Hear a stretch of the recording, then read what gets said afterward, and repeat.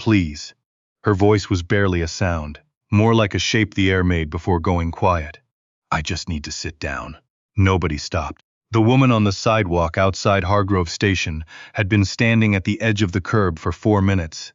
One hand pressed flat against a green metal mailbox, the other gripping a plastic bag that had already split at one handle.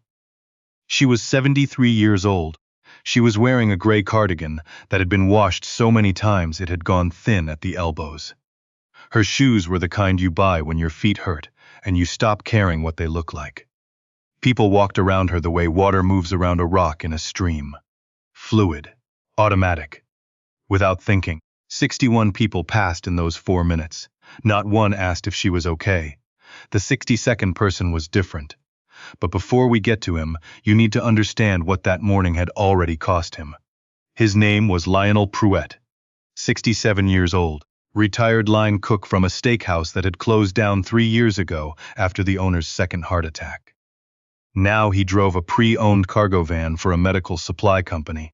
Not the company van, his own van, contracted out at piece rate. Oxygen tanks, mobility equipment, occasionally a hospital bed disassembled into 6 parts that always seemed to weigh more than the sum of each piece suggested they should. He lived alone in a 2-room apartment on Decatur Avenue. The kind of building where the elevator was always broken on the days you had something heavy to carry. He'd lived there 11 years. His neighbor across the hall, a retired schoolteacher named Miss Cora, had died in February, and nobody had moved in since. The hallway was quieter in a way that had a specific texture to it. He noticed it every single morning when he locked his door. Lionel had a daughter. Her name was Yolanda. She lived 40 minutes away in a house she and her husband had bought 2 years ago. 3 bedrooms, a backyard, a garage that didn't actually fit a car because of all the bikes and storage bins. The house was nice. Lionel had helped them move in.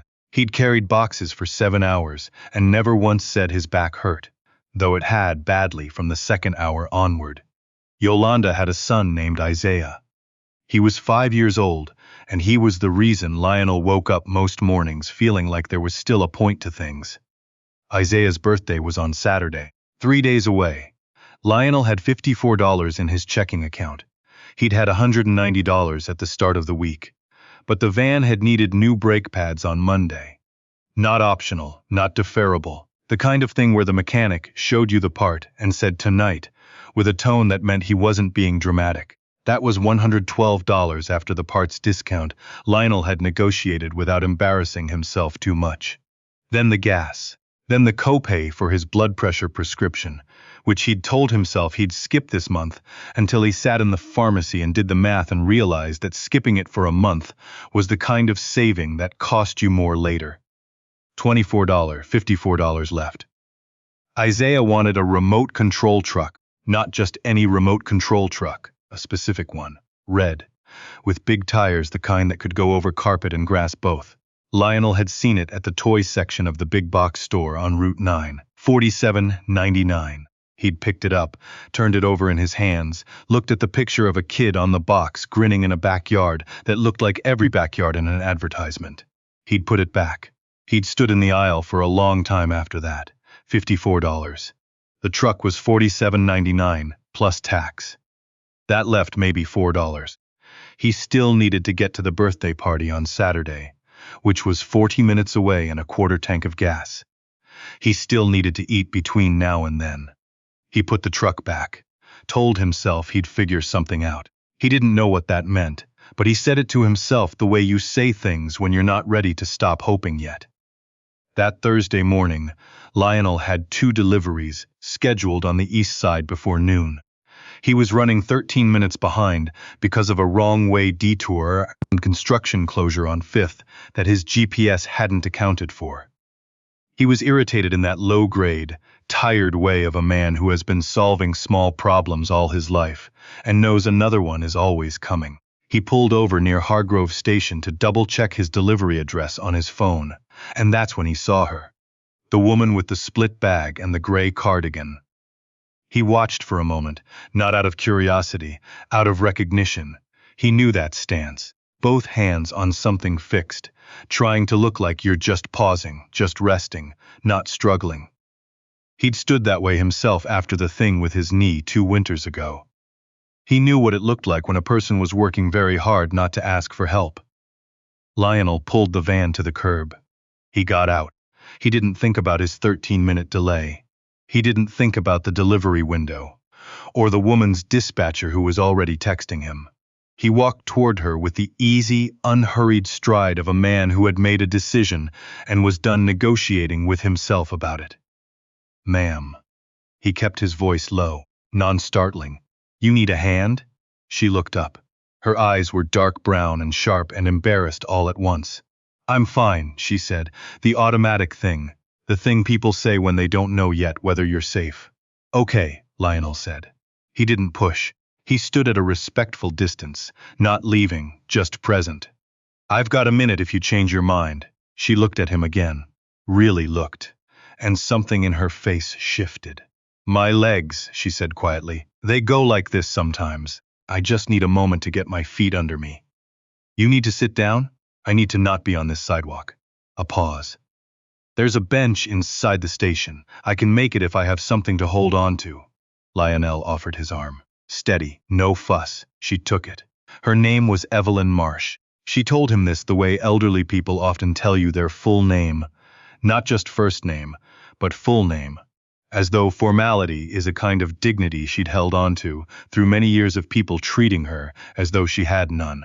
She was small. She walked slowly, but with a deliberate quality to it, like she was used to moving at her own pace, and had long since stopped apologizing for it. Inside the station, Lionel helped her to the bench near the east entrance, then set her bag down beside her, careful with it even though it was just groceries. "Eggs," she said, nodding at the bag. "I always worry about the eggs." "They're fine," Lionel said, because he'd held the bag at an angle the whole time. She exhaled. Some of the tension went out of her shoulders. "Thank you." She said it the way people mean it when they're not saying it out of manners but out of actual relief.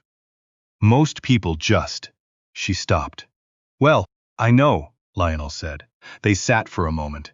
He'd already decided to stay until she looked steadier. He could call ahead about the delivery. He'd deal with it. "You local?" she asked. "Decatur Ave. Been there 11 years. She nodded like that meant something to her.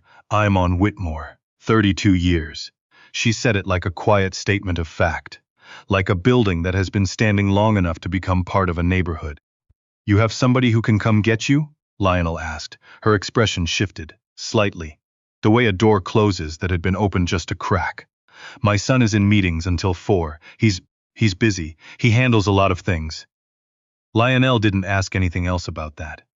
"I can drive you," he said. "I've got a van. I'm making deliveries, but Whitmore's not out of the way." She looked at him carefully. "You don't have to do that." "I know I don't." Another pause. Then, "All right." Lionel helped her back out to the van. He cleared the passenger seat of his clipboard and a paper bag from the diner where he sometimes got coffee. He helped her up with the step.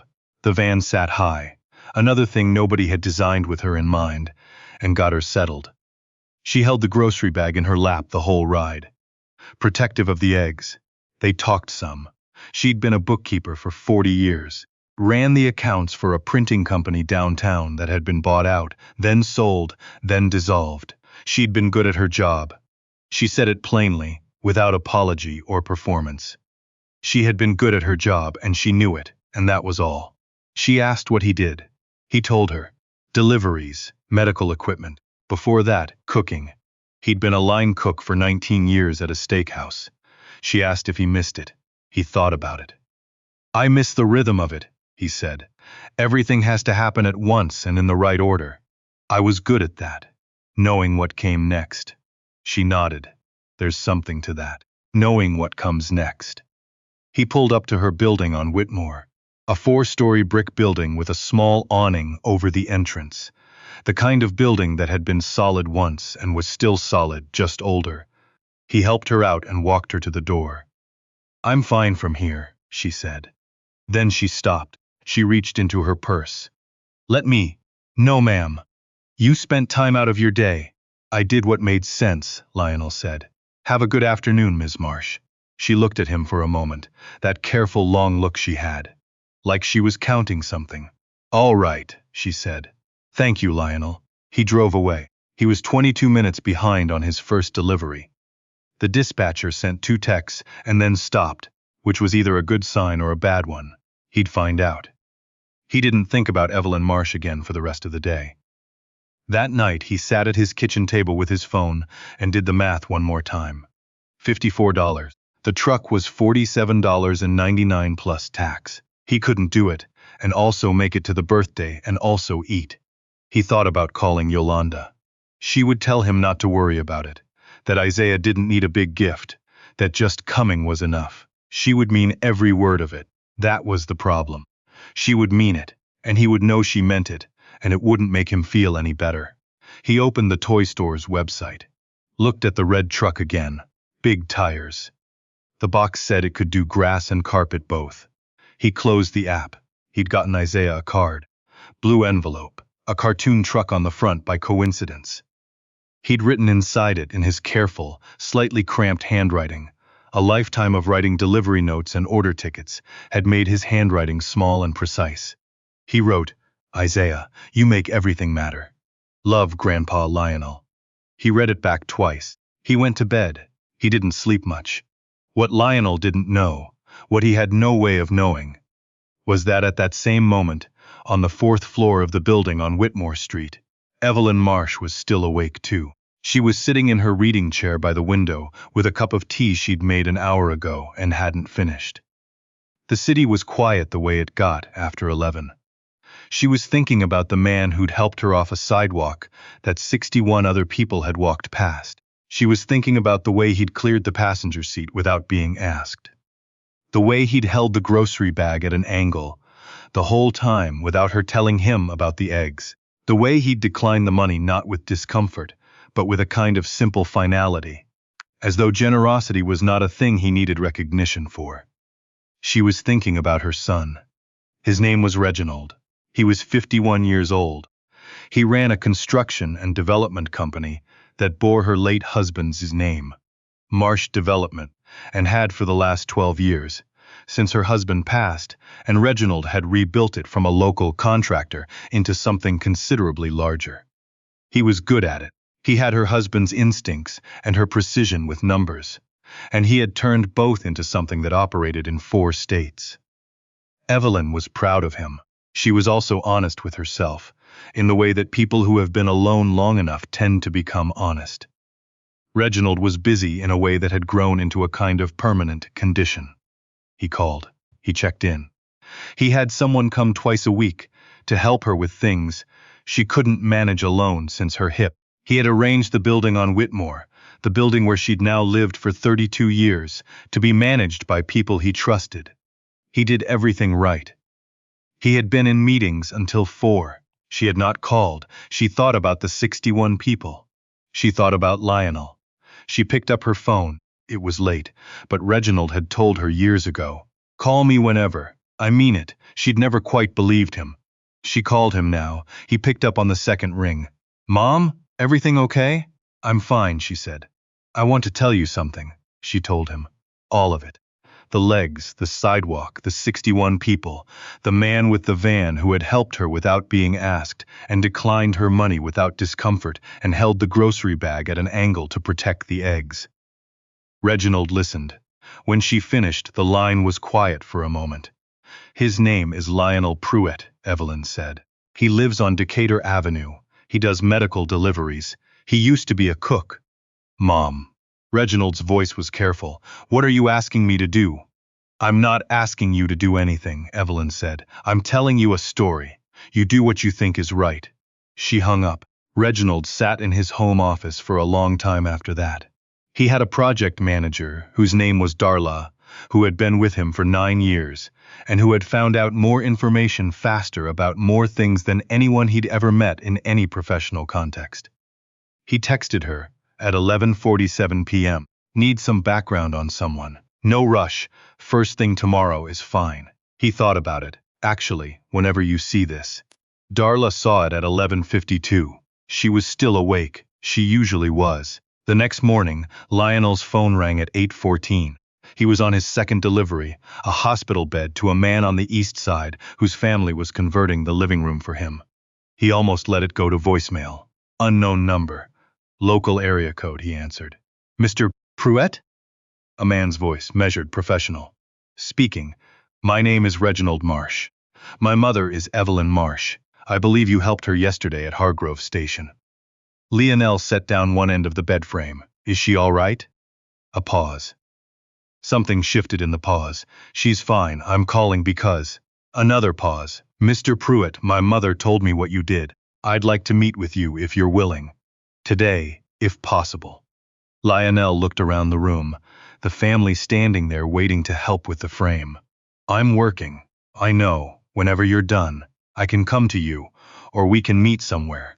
Lionel had no idea what this was. He thought briefly, is this something I should be suspicious of? He tested it. Didn't feel suspicious. Felt, if anything, like a thing that had happened that he didn't yet understand. I finish around 2, he said.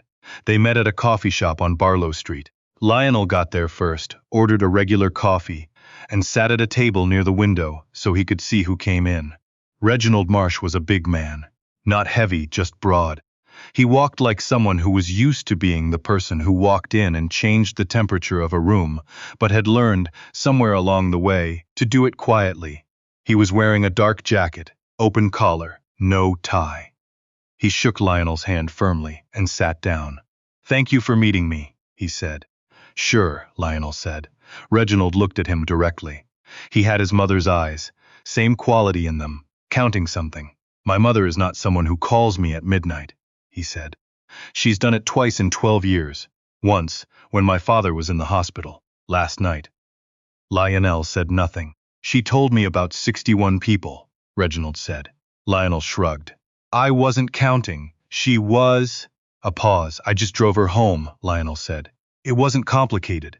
It wasn't complicated for you, Reginald said. That's exactly what she called to tell me. He leaned back slightly. Mr. Pruitt, I'm going to ask you something direct, and you can tell me to mind my business. All right. You doing okay? Work, finances, generally? Lionel looked at him, no anger in it. Just a flat, clear look that said, I know what this question is, and I'm deciding how to answer it. I'm fine, he said. Same kind of fine most people are. Reginald nodded. He didn't push. He said, My mother said you didn't take the money she offered you. It wasn't that kind of thing, Lionel said. I know. Reginald was quiet for a moment. Then, she also told me you mentioned your grandson's birthday this weekend. You said something in the van. Lionel went still. He tried to remember. He might have mentioned Isaiah. Might have said something about Saturday when she asked what he had going on. He hadn't meant it as anything. I run a development company, Reginald said. Marsh Development. We work in 4 states. Construction, commercial and residential. We use a lot of contracted labor. Specialized delivery, equipment transport, logistics. I have 3 senior logistics coordinators right now. I'm about to lose one. She's relocating for her husband's job. He paused. That's not why I called you. I want to be clear about that. I didn't call you to offer you a job because I felt sorry for you, or because I needed to balance a ledger. Lionel watched him. I called you because my mother called me at midnight, Reginald said. And she only does that for things that matter. And I have learned in 51 years that when my mother says something matters, it does.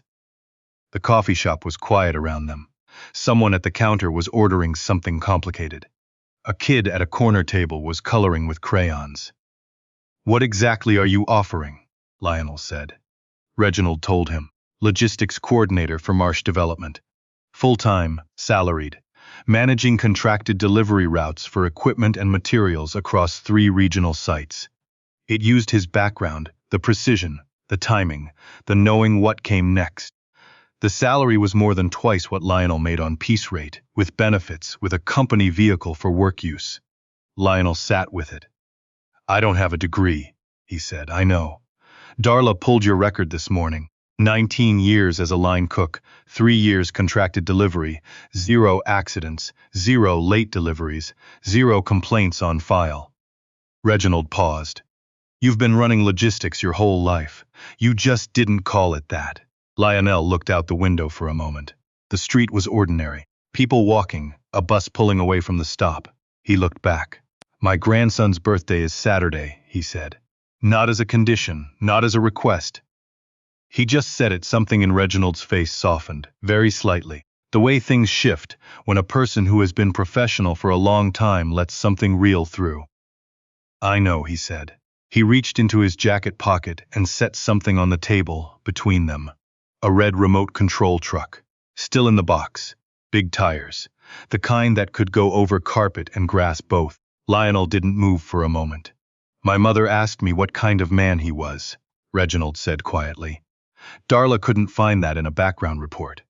But she told me what she did know, and my mother filled in the rest. Lionel looked at the box. He looked at Reginald. How did you know? His voice came out different than he meant it to. You mentioned Isaiah in the van, Reginald said. My mother remembers everything people tell her. She said you mentioned he wanted a truck. She asked me to find out what kind. Lionel put both hands flat on the table. He was not a man who cried in public, and had not been for a very long time. But there is a specific kind of feeling that has nothing to do with sadness. The thing that happens when you have been carrying something alone for so long, that you forget it has weight, and then someone else acknowledges the weight, and the acknowledgement itself is almost too much. You don't have to take the job, Reginald said. I mean that. No obligation. The truck is for Isaiah either way. Lionel exhaled, slow. Give me a week to think about the job, he said. I want to do it right if I do it. Fair enough. The truck. Lionel stopped. Start it again. Tell your mother I said thank you. Tell her yourself, Reginald said. She's going to want to know how the birthday went. Lionel picked up the box. Turned it over once in his hands, the way he'd turned it over in the store on Route 9. The kid on the box, grinning in the backyard that looked like every backyard in an advertisement. He thought about Isaiah's face. He put the box under his arm and stood up. They shook hands again at the door. Walking back to the van, Lionel called Yolanda. She answered on the first ring. That was like her. Dad, everything okay? Everything's fine, he said. And for the first time in a while, he said it in a way that was true from the inside, and not just a thing he was saying to stop people from worrying. I just wanted to hear your voice. And I need to know, Saturday, is it inside or outside? Isaiah's going to want to try this truck on grass. Yolanda was quiet for a half second. Dad, what did you? Grass or carpet, baby girl? I need to know, she laughed. The full, unguarded kind. Outside. Definitely outside. Good, Lionel said. I'll be there at noon. He got into the van, sat for a moment with the box on the passenger seat. The seat where, 36 hours ago, he'd cleared away a clipboard and a paper coffee bag to make room for a woman with tired legs and a split grocery bag, and a dignity that 61 people had not thought worth stopping for. He thought about his mother. She had a saying she'd repeated so many times it had lost its surface meaning and become something deeper, the way songs do when you've heard them long enough. What you give away is the only thing that follows you. He'd believed it his whole life without knowing whether it was true. He started the van. He had 2 more deliveries and then it was Saturday, and Isaiah was turning 6. And the grass in Yolanda's backyard was as flat and wide as any advertisement ever promised. 1 week later, Lionel started at Marsh Development. The office was on the 2nd floor of a converted building in the warehouse district. It smelled like coffee and concrete, and the specific kind of organized industry that Lionel recognized from the best years behind the line. The sense of multiple moving pieces that have to arrive in the right order at the right time. Every time, without fail. Darla introduced herself. She was 40, direct, already mid-sentence, before the handshake finished. She had a whiteboard covered in routes and timelines. She showed him his desk, and then immediately started explaining the system, not condescending, just efficient. She had the energy of someone who assumed you were competent and would tell you if you weren't. Lionel liked her immediately. He came home the first Friday and sat at his kitchen table. Pulled out a notepad. Wrote down what had changed and what hadn't. Still the same apartment. Still the elevator broken more than it worked. Still the quiet hall where Miss Cora used to live.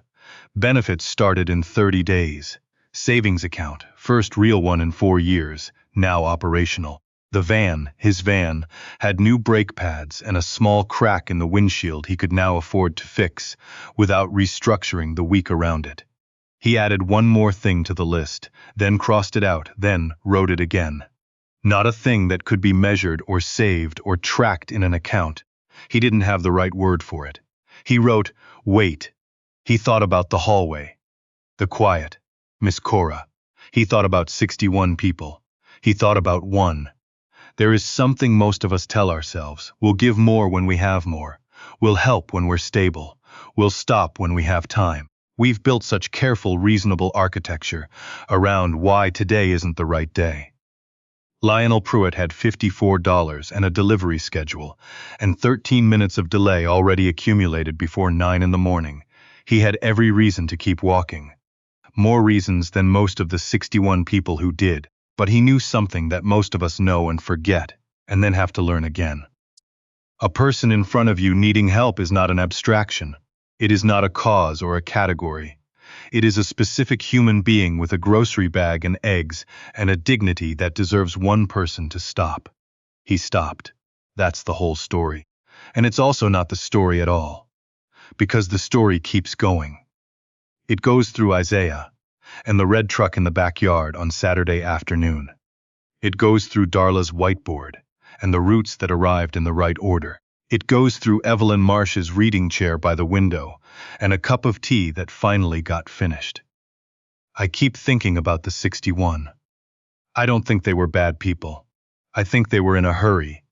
I think they were on their phones. I think they told themselves someone else would handle it. That's the thing about 61 people.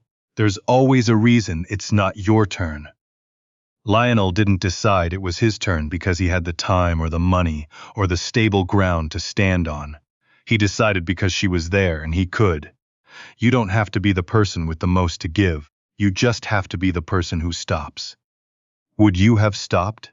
Tell me honestly in the comments. Like this video, subscribe to The Bold I Am, and hit the bell, because these are the stories I think we need to hear right now, more than ever. I'll see you in the next one.